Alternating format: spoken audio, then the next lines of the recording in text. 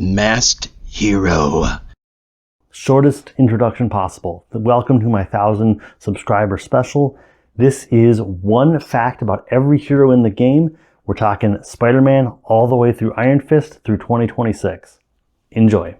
Up until 2004 Spectacular Spider-Man number 20, Peter Parker required his web shooters to make his webbing. But in an effort to align his powers with those of the Raimi films, he was given the ability to organically create them as a byproduct of a plot involving a new character, the Spider-Queen, as she was trying to control Peter via his vestigial insect gene.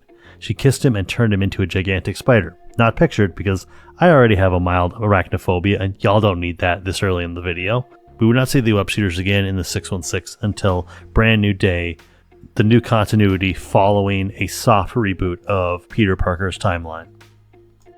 Many comic book fans know the mutant Rogue absorbed the memories of Captain Marvel, aka Carol Danvers, aka Miss Marvel, which often gets attributed to why Rogue took a heroic turn. But the backstory to where Miss Marvel's memories were erased by Rogue was originally slated to appear in the pages of Miss Marvel's ongoing. However, the series was canceled with issue 23 in January of 1979. Some of these details were used in 1981's Avengers Annual number 10, but other details were not published until 1992 in the pages of Marvel Superheroes number 10 and 11. After injecting himself with the Extremis virus, Tony Stark fused his armor with his body. This allowed him to contain his armor within the hollow sections of his bones. This is the kind of sci-fi mayhem that is typical of the writer of that 2004 story arc, Warren Ellis. For a short time in 1972, T'Challa changed his superhero persona to the Black Leopard.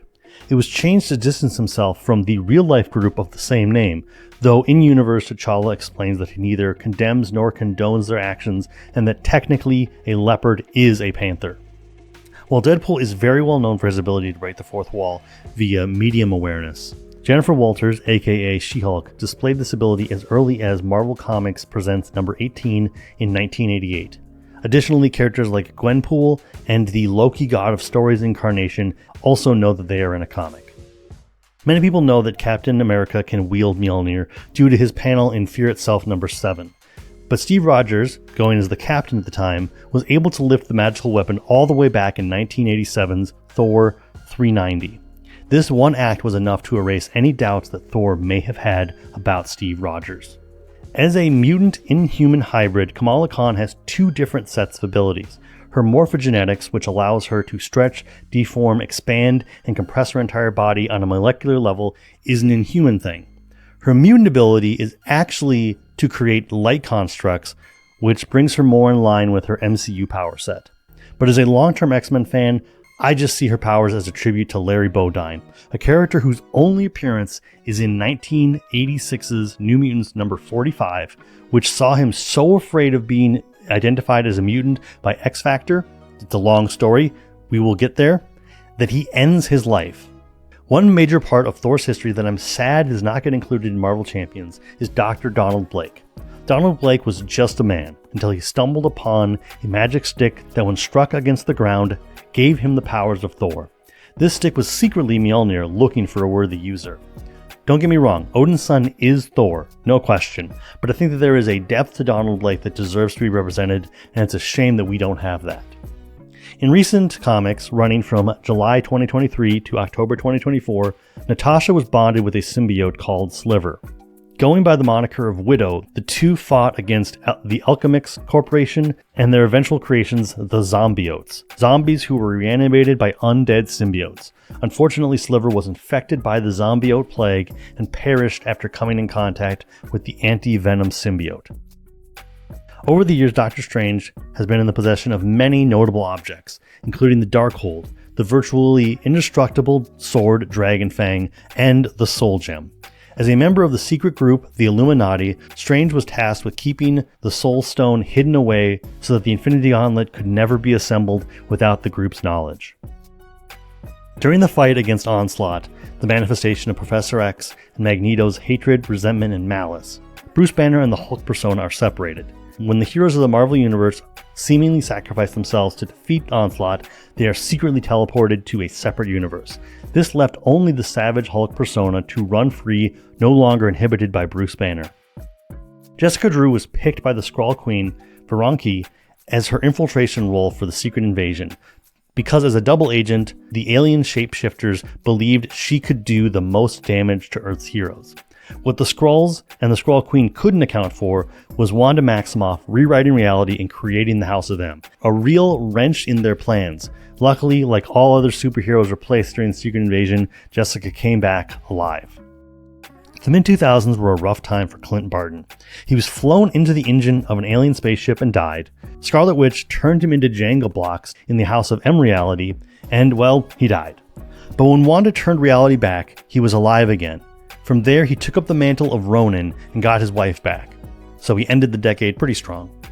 Scott Lang was believed to have died during the events of Avengers 500, the start of the Avengers Disassembled arc. Years later, this would prove to be false, as the Young Avengers traveled back in time to save Scott. Unfortunately, upon his return, Stature, Scott's daughter, would lose her life at the hands of Doctor Doom. Something that would be undone several years later when Doctor Doom assembled his own Avengers. During the Kang War story arc, where Vision traveled through time to abduct a baby Kang before he could grow up to become the Conqueror, the Avengers find themselves fighting a legion of Kang variants. During the conflict, Nadia is tasked with returning the infant Kang back to his own time period. During her trip to the 31st century, she is stopped in the 26th century by a religious group of Paradox Eaters looking to have Kang sacrificed for the greater good. But because Nadia is a hero, she dives back into the time stream and delivers Kang back to his rightful place a moment after Vision abducted him. When reality was reshaped into the House of M, many believed that Magneto was the one who convinced Scarlet Witch to use her powers to rewrite reality. But when Eric's memories were restored, it was revealed that Quicksilver was in fact the one behind this. In his anger, Magneto killed Pietro, and when Wanda set the world right, Quicksilver was restored to life, but depowered. Sometimes she's a mutant, sometimes she's not a mutant. Sometimes she's related to Magneto, other times she's the child of Miss America and the Wizard. Wanda and her brother Pietro are an enigma, with constantly shifting backstories. As part of that backstory, it was revealed that her soul had been bound to the demon lord of chaos, Chthon. Eventually though, when Chthon manifests on Earth, Wanda absorbs the Darkhold into herself and contains the god within her. Despite appearing in 2007's Annihilation Conquest, Star-Lord #1, Groot has appeared in 334 comics at time of recording. There was some intention for Groot to be the same character that appeared in Tales to Astonish #13 in 1960, but that was later retconned in 2011. Rocket Raccoon comes from the Half-World, a cheery world where genetically modified animals act as caretakers for the population of the mentally unstable. Only that turns out to be an implanted memory. Yes, self-aware robots did genetically enhance the animals of the planet to do their jobs for them. But Half-World was in reality a machine world where the committed were strapped down and sedated. Talk about a real bummer. Peter Quill debuted in Thanos #8 in 2004, but the Guardians of the Galaxy formed in 2008. But they were not the first incarnation readers would have seen. On Earth 691, Yondu formed the Guardians of the Galaxy in 1968's Marvel Superheroes #18. The team was comprised of Charlie 27, Major Victory, Martin X, and Yondu. The founding members of the Earth 616 team were Star-Lord, Rocket Raccoon, Quasar, Adam Warlock, Gamora, Drax the Destroyer, Mantis, and Groot. All characters who have graced our game, though we see Quasar using her Martyr codename instead. Gamora's history is deeply entwined with the Infinity Gems. After the Living Tribunal judged that Adam Warlock could not wield all of the Infinity Gems by himself, Gamora is entrusted with the Time Gem, kicking off her membership with the Infinity Watch. Years later, she would discover that because Adam Warlock tried to save her life by placing her soul in the Soul Gem, a piece of her was left behind when she returned to life. Following this, she goes on a vendetta to collect all 6 Infinity Gems and opens a portal to the Soul Gem so that she can become whole again. This results in a lot of Infinity Gem usage and her eventual exile to an unknown part of the universe to redeem herself. Drax the Destroyer was originally created by 2 Eternals, Kronos and Mentor, as a nemesis to Thanos. After the Mad Titan destroyed the vehicle that Arthur Douglas was driving, killing his family, the spirit of Arthur was placed into the newly created body with one goal: destroy Thanos. As one of Spider-Man's biggest fans, Flash Thompson was inspired to become a hero, enlisting in the army and seeing the Iraq War firsthand. During his tour, he lost his legs and returned home, where he spent several years working through the stages of grief before ultimately enlisting in Project Wide Awake 2.0, giving him access to the Venom symbiote. Since then, he has not only traveled in space, but also taken on the anti-venom and toxin symbiotes at different times. Despite not showcasing her powers as Captain Marvel until adulthood, it is strongly implied that Monica Rambeau is a mutant, as her light and energy manipulation powers appeared at a very young age. She purposely and later subconsciously suppressed these abilities until she was later exposed to extra-dimensional energy, seemingly causing her powers to manifest for the first time. Since then, she has carried the monikers of Captain Marvel, Photon, Pulsar, and Spectrum. Adam Warlock was created by Jack Kirby as a subtle critique of the writings of Ayn Rand. His creation would grow beyond his original intentions, though, seeing Adam become Space Jesus, house the Soul Gem in his forehead, the first canonical appearance of an Infinity Gem, and eventually wield the entirety of the Infinity Gauntlet. Adam Warlock is a god-tier level character, something that doesn't really come across in Marvel Champions. Early on, Nebula looked very different than we'd come to expect from her. Prior to the universe-spanning event Infinity Gauntlet, Thanos hunts down Nebula and scorches her body. During Infinity Gauntlet, we can see her as a walking corpse that Thanos has granted eternal life to through his vast powers. This proves to be his undoing, as while he is in an astral state, Nebula is able to take control of the Infinity Gauntlet, restoring her body and positioning her as the prime antagonist of the rest of the event. In the wake of wielding the Infinity Gauntlet, Nebula is left near comatose, and her body needs to be rebuilt, finally reflecting the look that the general population would know her for.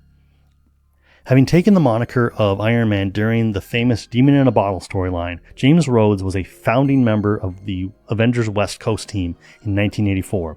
This is even where he reveals his identity to the superhero community. It wouldn't be until 1993 when Rhodey would don the War Machine armor for the first time, and later, due to integration with the MCU, he would also don the Iron Patriot armor. A Valkyrie needs her Valkyrier, and that becomes evident when you look at the different teams that Brunhild has been linked to over the years. In one of her first named appearances, she assembles an all-women team comprised of herself, the Wasp, Black Widow, Medusa, and Scarlet Witch called the Lady Liberators. Oh wait, sorry, I apologize. That wasn't Valkyrie. That was Enchantress, because she had already imprisoned Valkyrie. And in fact, Enchantress would bestow Valkyrie's powers to Samantha Parrington to fight the Incredible Hulk, and then later to Barbara Denton to join the Defenders. In fact, the possession of Barbara's body was more of a body swap, and we wouldn't actually see Valkyrie return to her own body, even though she was on the Defenders, until Defenders 108, 10 publishing years later. What was I saying? Oh yeah, so Valkyrie also formed the Fearless Defenders in 2012, composed of Valkyrie, Annabelle Riggs, Misty Knight, Dani Moonstar, Hippolyta, Clea, and Elsa Bloodstone, because she didn't deem anyone on Midgard to be capable of replacing her Valkyrier. During the events of Avengers Disassembled, the Vision lost control of his body and spawned several copies of Ultron. In the resulting battle, his body is destroyed by She-Hulk. But not long after, an alternate timeline version of Kang, a teenage Nathaniel Richards, is shown glimpses of his future and rebels, traveling back in time to modern Earth 616. There, with armor meant to invoke Iron Man, he downloads the memories of Vision into his armor and takes on the name of Iron Lad. But this journey is short-lived and he must return to his own time. He leaves behind the future tech, enabling a version of Vision to be reborn. Ghost Spider's home reality is Earth 65, first mentioned in Excalibur 44 in 1991, as Captain Britain Corps member Giles Weil is from the reality. We wouldn't see this reality until 2014, when Ghost Spider debuted. On this Earth, events don't go the same way we're used to. Gwen Stacy was instead bitten by the radioactive spider, becoming Spider-Woman, while Peter Parker turns himself into the Lizard. Other changes include Matt Murdock being trained by the Hand and eventually becoming the Kingpin. The Strategic Intelligence and Logistics K Group, aka Silk, is a terrorist organization created by Cindy Moon and Jesse Drew. Gwen wields this Earth's Venom symbiote as a substitute for her removed powers, and Mary Jane becomes the Scarlet Spider briefly before eventually bonding with a Carnage symbiote. Coming directly from the Marvel Fandom Wiki. The Champions were formed following the departure of Kamala Khan, Miles Morales, and Sam Alexander from the Avengers, when the trio become disillusioned by the behavior of their elders, especially in regards to the second superhuman civil war. The young heroes desire to rectify the state of distrust by the people towards superheroes in general, and soon recruit other teenagers with similar ideals, the new Hulk and Viv, the daughter of the Vision.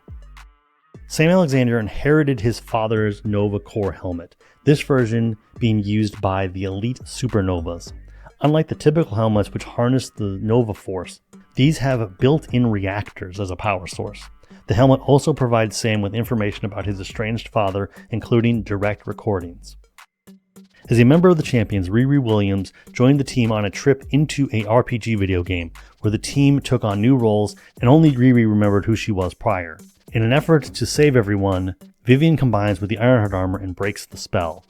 After they have returned to the Champion's mobile bunker, Vivian expresses that she felt a new sense of liberation, kissing Riri. It doesn't go well, and it's quite a while before they fully reconcile. Peter Porker is a spider bitten by an irradiated May Parker, a super genius who created an atomically powered hairdryer. Over his comic history, Peter fought enemies like Doctor Doom, the Buzzard, and Raven the Hunter before being pulled into the universe-spanning event Spider-Verse. This saw the Inheritors attempting to slaughter every spider totem in the multiverse. After the Inheritors' plan fails, Spider-Ham can be seen more consistently, most currently as a member of the Spider Society. Penny Parker comes from Earth 14512, a very Japanese mecha anime-inspired world. This universe obviously has the gender swap stand-in for Peter Parker, but we also have Addie Brock piloting the Venom mech suit, a Daredevil of unknown identity, a Kaiju Morbius, and reinterpretations of Mysterio, Mr. Sinister, and Kraven the Hunter. In Uncanny X-Men 183, after the events of Secret War, Colossus ends his relationship with Kitty Pryde. Afterwards, Wolverine takes Peter to a bar and tells him that he's being foolish and that he broke Kitty's heart. Then the Juggernaut shows up in his street attire and a fight breaks out between him and Colossus. This is honestly a very well-known issue, but I just love it as an alternative to the typical breakup storyline. This is the Black Vortex, and it is one of the most powerful artifacts in the universe, able to amplify its user's powers to a cosmic level. When Kitty Pryde submits to its power, she becomes a multiversal being capable of transcending the universes and touching the consciousness of the infinite existing Kitty Prydes. She ultimately unphases a planet. I think it's really existential. This is also the issue where Star-Lord proposes to her, but she proposes to Colossus 3 years later. Make up your mind, Kate. Despite how big the X-Men brand was, and has been through most of their existence, the original run only lasted 66 issues before the series went into reprints for 5 years. This meant that the original team of Cyclops, Marvel Girl, Beast, Iceman, and Angel disbanded in 1970 and would not team up again until 1985, when the team formed X-Factor. This team posed as mutant hunters, pretending to apprehend them, when in reality they were rescuing them. Unfortunately, Larry Bodine did not get the memo. We all know the major X-Men event where Jean Grey becomes an antagonist of the galaxy and ultimately sacrifices herself for the greater good in Uncanny X-Men 137. But the events of the Dark Phoenix saga were precluded by some absolutely wonderful setup. In Uncanny X-Men 114, following a battle with Magneto, the X-Men are believed dead, with Jean Grey being the only on-the-ground survivor. While the audience knew that the rest of the team was alive, following them in subsequent issues, Jean Grey would play a supporting role, getting vignettes throughout a number of issues, until Uncanny X-Men 122, when she would fall prey to Jason Wingard, also known as the Brotherhood of Evil Mutants member, Mastermind. For the next 6 issues, while the X-Men were fighting the likes of Arcade and Proteus, Jean Grey was being manipulated by Mastermind's illusionary powers, grooming her to be the Black Queen of the Hellfire Club. From there, the rest is comic book history. It was Chris Claremont's original intention for Apocalypse to be responsible for the adamantium injection into Wolverine's body. When Barry Windsor Smith introduced the idea of Professor Truant Hudson being led by an unrevealed higher-up, it was with the intention for Claremont to use this as a way to reveal the Superior to be Apocalypse. Unfortunately, Claremont's historic run ended abruptly, and like other storylines, this was dropped. Storm once took over as leader of the X-Men from Cyclops after defeating him in combat in Uncanny X-Men 201. The notable thing being that she did not have her powers at the time, as they had been removed by a device meant to strip Rogue of her powers. but Aurora jumped in the way of the blast. This device was created by Forge, which may sound familiar to anyone who has watched X-Men 97. The Mutant Massacre was a 1986 event that saw the premiere of the Marauders, superpowered mercenaries working on behalf of the villain, Mr. Sinister. The Marauders served as a hit squad going down into the tunnels of New York City and killing Morlocks, outcast mutants with physical deformities. Years later, in 1997's Uncanny X-Men 350, we would learn that Mr. Sinister tasked Gambit with assembling the Marauders as part of a debt that Remy owed to him. When he finally became aware of what the Marauders were up to, he attempted to stop them but was critically wounded by Sabretooth in combat. When we originally saw the island of Genosha, readers were presented with a wealthy, thriving country. But the sinister truth was that their economy was built on the forced labor of mutants, who were being stripped of their basic human rights. After Wolverine and Rogue are kidnapped by Genoshan magistrates, they find themselves stripped of their abilities. This leads to a horrific realization for Rogue, as without her ability to absorb psyches, she's able to be manhandled by the magistrates and retreats into her inner mind. There she finds the psyche of Carol Danvers, who agrees to protect her by taking over Rogue's body. Despite Wolverine and Rogue escaping from Genosha with the help of the other X-Men, this dynamic with Carol's psyche would become reoccurring, especially in the face of great stress. Alright, so here's something that has bothered me for a long time as an X-Men fan. This is Nathan Summers, aka Cable. He was born in X-Men 201. At the time when Cyclops and his wife Madeline Pryor were pregnant, we assumed we were about to see the birth of this character. Her name is Rachel Summers. She was introduced in the Days of Future Past two-part story arc. In those two issues, where she's from the future, she's introduced as the daughter of Scott and Jean. One problem: just a few issues prior, Jean died. So I'm not necessarily sure what Chris Claremont's original intention here was, because this isn't even a thing where it's like, oh, the end of the Dark Phoenix saga got changed. Okay, real quick, because I realize that I'm getting into the weeds here because I have comic book knowledge and some of you don't have that. That's why this entire video exists. So originally the plan for the Dark Phoenix saga was going to be that Jean would survive, because the thought was Chris Claremont wanted to redeem her in some way. My contention at this point is not that that wasn't a plan, but that Jean's death should have already been in place enough that when Chris Claremont created this redheaded character from the Days of Future Past timeline, that he was already aware of that, and that the answer that she is Jean and Scott's daughter does not make sense unless you already know that you're going to be bringing Jean back, which was not a thing until just before X Factor 1. No, you had several months. There's a series of pretty good issues. I want to say this is 3 months after the Dark Phoenix saga. We have 2 issues and then Days of Future Past. I don't understand what the thought process was here. Jean is dead. We got Rachel Summers. I don't understand what that thought process was. At the same time, basic summation of Cable is he is the son of Madeline Pryor and Cyclops. Mr. Sinister and Apocalypse mess with him and give him the transmode virus. He gets sent into the future. At some point, Jean Grey and Cyclops' psyches get sent into the future, so they get to raise him, and then he comes back. At the time when Cable was introduced during the New Mutant series, we didn't know who he was. He could have been anybody, and we later find out that he is the son of Cyclops. So there's this really cool interaction where you get to see your son all grown up, and he comes back and he does a lot of stuff. He has a little bit of a messiah complex. He is a murky character with a lot going on. But at the same time, I think that the original intention and the original way that Cable was being written throughout the 80s and 90s, like just the premise, really cool. Where they've gone, maybe not everyone's cup of tea, not necessarily my cup of tea. I do think that he was really fun in the second Deadpool movie, and for the most part, I thought the Cable and Deadpool series in itself was really good. Though we were led to believe that we were meeting Nina Thurman, aka Domino, in New Mutants 98, this character is actually Vanessa Carlyle, aka Copycat in disguise. We would see Nina for the first time in a flashback in X-Force number 8 and in the flesh for the first time in X-Force 11, meaning that the first 15 appearances of this character were actually a shapeshifter in her place. Due to the long history between the two, Angel was at one point the heir to Apocalypse. The events that led to him inheriting the mantle began when X-Force eliminated a child clone of Apocalypse. Ironically, Phantom X artificially raised another one, named Evan, calling himself Genesis, who was able to fight back against Archangel long enough for Psylocke to strike him down with the Life Seed. Betsy and Warren had a relationship dating back to 1994's Uncanny X-Men 319.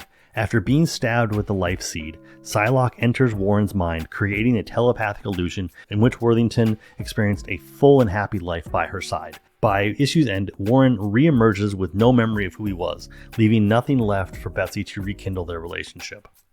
In All New Wolverine Annual 1, Honey Badger finds Laura acting strangely. Turns out this is in fact Gwen Stacy from Earth 65, aka Ghost Spider. The two had been body swapped across universes because a young scientist going by the name of Red Hornet intended to use a teleporter she was developing to transport Logan to another dimension as payback for killing her uncle. Because Laura and Gwen happened to be occupying the same space in the two separate universes, the body swap occurred. Some chaos ensues, Laura not knowing her own strength, Gwen stabbing herself in the face with her claws, but ultimately everything was cleared up. Many years ago, Thanos cursed Deadpool with immortality in an effort to keep him away from their mutual crush, Mistress Death. But when Death goes missing and no entity in the universe is capable of dying, Thanos lifts the curse, enabling the two of them to go on an adventure to track down Death, who is being imprisoned with the cosmic entity Eternity. The two of them come to blows, Deadpool gains the power cosmic and frees Death, and Deadpool lives happily ever after. Due to being a time traveler, Lucas Bishop has displayed the ability to remember when timelines have been affected. This is most prominent in the Age of Apocalypse.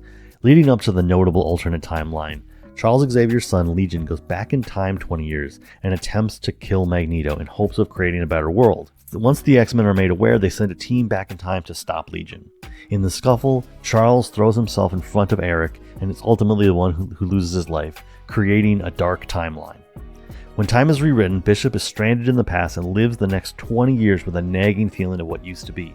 Eventually, he meets the changed Magneto and sets in motion the plans that ultimately set everything right. Illyana Rasputin is the younger sister of Colossus. She's connected to a hellscape called Limbo, and her mutant power is teleportation discs. During the original New Mutants run, her demonic Dark Child persona takes over, and upon being defeated, Illyana is reverted back to a child due to some time travel shenanigans. One would hope this would be the end of her story, as now she is just a child returned to Russia. But sadly, years later she would fall prey to a mutant plague. In the wake of Strife's apparent death, Mr. Sinister and one of his scientists open up a canister of what they believe to be the genetic information of the Summers bloodline, only to find it empty. Instead, they had released a futuristic airborne plague known as the Legacy virus onto the world. This virus was based on a creation by Apocalypse and was later co-opted by Strife as his legacy to the world. Illyana would be the first known victim of the Legacy virus, dying to the Legacy 1 strand that acted like a fast replicating cancer affecting the mutant gene. Other strands included Legacy 2, which was closer to Strife's intended template, causing skin lesions, fever, and a cough before death, and Legacy 3, which was capable of infecting humans and was accidentally spread when Beast allowed a dying mutant, Infectia, out of containment to see the night sky one last time. Beast would eventually develop a cure that could only be spread by infecting a mutant and having them use their powers, which Colossus chose to do so that no mutant would see the same fate as his sister. As an Omega-level mutant, Iceman has such a mastery over his organic ice form that he borders on being immortal. This is to say that the only thing that Bobby Drake needs to reform his body after being shattered or evaporated is the mental fortitude and moisture in the air. While many may see Jubilee's powers as light and plasma manipulation, capable of blinding someone or maybe knocking over a car, she has proven to have a very high upper limit to her powers. In Exterminators number 5, Jubilee unleashes the power of a nuclear explosion on an enemy, and all that costs her is all the hair on her body. Nightcrawler was a founding member of Excalibur, whose initial mission was to carry on Xavier's dream after the X-Men were believed to have died fighting the adversary.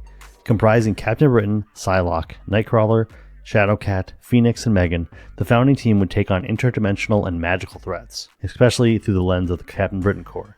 The team would host a very wide roster, including Nightcrawler's daughter from Earth 2182, Nocturne. X-Men Unlimited number 2, published in 1993, is a 54-page examination of the man we would know as Eric Lehnsherr, asking the question, is Magneto a demagogue or an ideologue? But it's also an examination of Adrian Esquivel, A man seeking vengeance for the death of his brother, with Magneto being the responsible party in his mind. When given the chance, Adrian cannot end Magneto's life, seeing it as his own weakness and Magneto's compassion.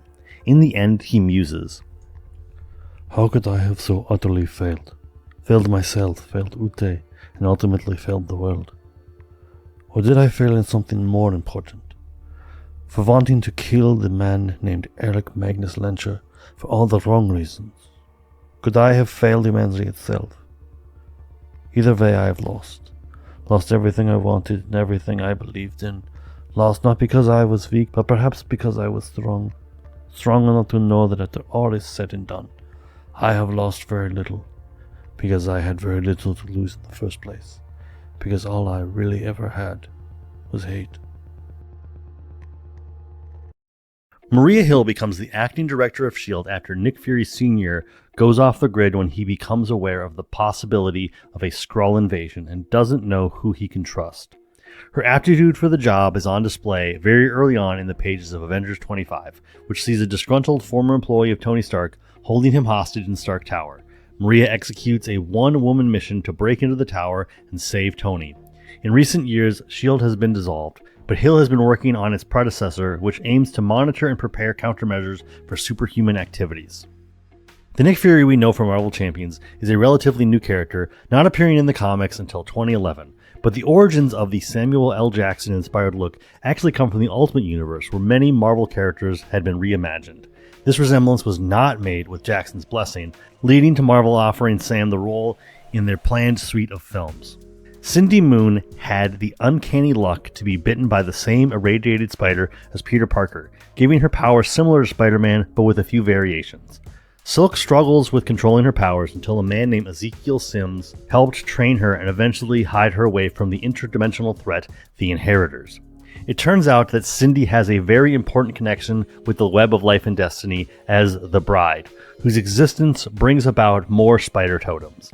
The Inheritors are looking to capture Silk and sever her connection to the Web of Life and Destiny to prevent new spider totems from being created across the multiverse. Shuri is allowed to be a flawed character, and I think that is for the better. Unable to compete for the mantle of Black Panther due to her overprotective mother, Shuri's half-brother T'Challa takes on the role. Years later, T'Challa is mortally wounded during a fight with Dr. Doom, and Shuri attempts to take on the mantle, getting as far as collecting the heart-shaped herb and communing with the panther god Bast.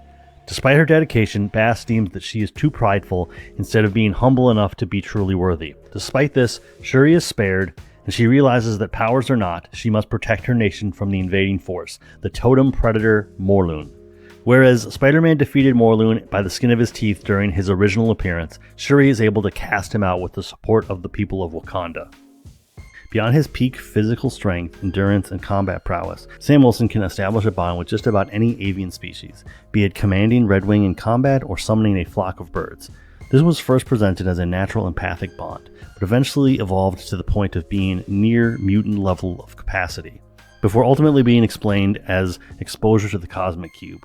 Most recently, Sam has enhanced this again with a cybernetic implant that allows him to collect the visuals these birds see in a data repository.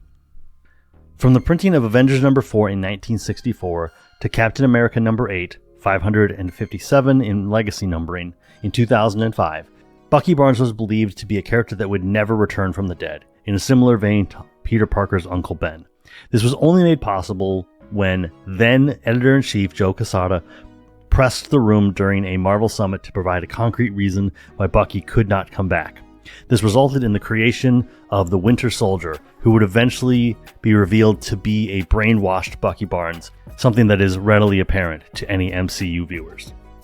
When Gamora collected all the Infinity Gems, she wanted to ensure that no one would be able to act against her, so she placed all the souls in the universe into the Soul Gem and folded the universe in on itself, merging every soul in the universe into fun characters like Kamala Kang and the Terrific 2. In this reality, Tigra and Wendigo were merged, with an altered backstory bringing Greer's transformation in line with North American indigenous folklore. Weapon Hex, a merging of X-23 and Scarlet Witch, comes to blows with Tigra and exorcised the curse from her. In the wake of the Avengers Disassembled arc, a young King the Conqueror comes back in time and forms the Young Avengers, under the moniker of Iron Lad. Eventually a relationship would bloom between founding members Hulkling and Asgardian, later known as Wiccan, culminating in their marriage.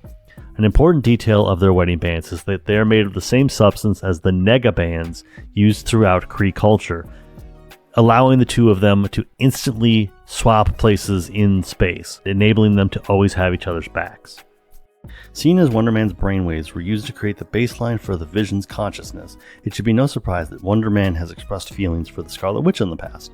But I think the most important thing is his entirely healthy and platonic relationship with Beast. These two have been on multiple Avengers teams over the course of the last half-century, and even shared one of the first male-on-male kisses in Marvel history. They are best buddies, and I absolutely love it when they get to team up. During the events of Civil War, Hercules is part of Captain America's Secret Avengers, fighting against the Superhero Registration Act that has been written into law, and also having some pretty fun disguises to lay low. A notable event during Civil War is that Tony Stark creates an android clone of Thor, later known as Ragnarok, who ultimately kills Bill Foster. In the closing fight of the event, Hercules retaliates by defeating Ragnarok, declaring, "Thou art no Thor." The catalyst for the event, Devil's Reign, stems from Daredevil's identity being psychically concealed from the world, including Wilson Fisk, who realizes that his documents known only to him have been wiped of any discerning information. This causes Mayor Fisk to outlaw vigilantism, and he uses the finger of Jessica Jones's nemesis, Purple Man, to psychically will the city into submission. Later on, he will push this power to the limit and remember that Matt Murdock is Daredevil. After stepping away from the Avengers, Maya Lopez went to Los Angeles to investigate the crime rings and their kingpin. This led her into the path of Mark Spector, aka Moon Knight, and the two of them team up to make as much structural damage to LA's crime as possible. The duo hit some highs and lows, Moon Knight develops a crush on Echo, and eventually the two of them come face to face with LA's kingpin, Count Nefaria. In the ensuing battle, Echo loses her life and Mark goes into a rage. Echo would remain in the grave until almost 5 years later in 2016's Daredevil Annual. Wife, mother, private investigator, and superhero, Jessica Jones has been it all. But the Variants 5-part miniseries shows us a whole host of alternate Jessicas existing in the multiverse. Primarily a Captain America variant, a variant who worked for S.W.O.R.D. and married Daredevil, a variant who carried on the Nitrous moniker, and Jewel, a variant who seemingly didn't experience the same traumas as 616 Jones. These appearances come just before the 10th anniversary of Jessica breaking free of the Purple Man's influences. But after reconciling her fears of further meddling by the Purple Man with the help of Professor X, it's revealed that this was all the innocent Jewel's doing, as she had blackmailed an entire team worth of Jessica variants to help her steal 616 Jessica's life. This would all eventually be undone, and an alternate Earth version of Wanda Strange shows up to bring Jewel to justice. Following the events of Devil's Reign, where Mayor Wilson Fisk puts New York City into a state of martial law using his Thunderbolt task force and psychic suggestion, Kingpin goes on the run, leaving Luke Cage to be elected mayor of New York City. While Luke proves himself to be a capable mayor time and time again, he feels the pull of the superhero lifestyle, drawing him back to the streets. In his short tenure, Cage has reformed New York City and is working towards making it a place that everyone wants to live in and celebrate. Elektra may be my favorite person to carry the Daredevil moniker. While it is true that Matt Murdock came first and has the iconic power set that made the character so enduring, I see Elektra as a character that is seeking a different kind of redemption and making the best of it. We've known for a long time that she's a very capable fighter, and that comes across, but it's interesting to see her use that prowess without resorting to murder. Due to Matt Murdock being in prison during the events of Civil War, the character running around with Captain America's Secret Avengers as Daredevil is actually Danny Rand, aka Iron Fist, proven once and for all that Matt Murdock definitely couldn't be Daredevil. Thank you to everybody that made it to the end, and every subscriber that contributed to this. I feel so happy to have reached this milestone and to say that I have 1,000 subscribers. It's great. I don't want to know what 2,000 or 5,000 or 50,000 could ever look like in terms of what that video will be. But in terms of my actual resources, because they are very important, and I definitely did not come up with all these on my own.